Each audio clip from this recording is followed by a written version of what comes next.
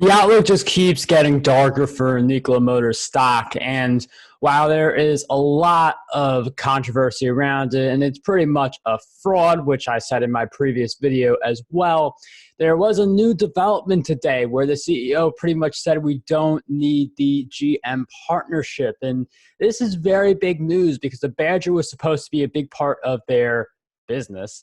And GM, the potential partnership there, is one of the things that bulls were still able to cling on to.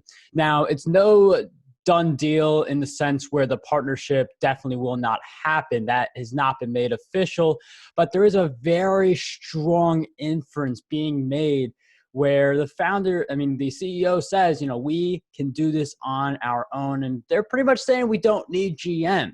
So there's a few different issues that this really brings up. First is, again, the Badger was a central part of the business, and it initially was very sketchy when they had an event where they were ready to unveil this vehicle or even just a prototype or whatever, but then they cited pandemic as reasons for canceling the event.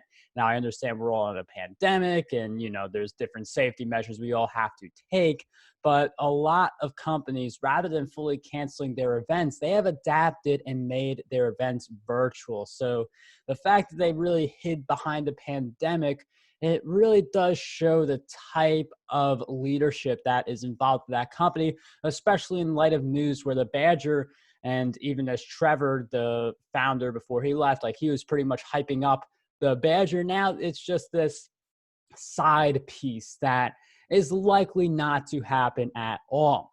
Another interesting thing about the recent news is that the deadline for GM and Nikola Motors to make a deal is December 3rd. That is a very important date because it's just a few days after the lockdown expires for all of the shares of the people who got into the company very early. So on November 30th, that expires. They're able to sell their shares just in time for December 3rd, which is when that's the deadline for a decision to be made. So probably we'll hear about it sometime right after the lockup expires on all of those shares. And it's really, as I talked about in another video, it does set up for this scenario where the stock does tank in December. Now, it did tank on the news that the Badger wasn't this big centerpiece anymore, and that the CEO is pretty confident, at least on the surface, that they could survive without the GM partnership. But the stock did take quite a beating today, and it can be a sign of more things to come.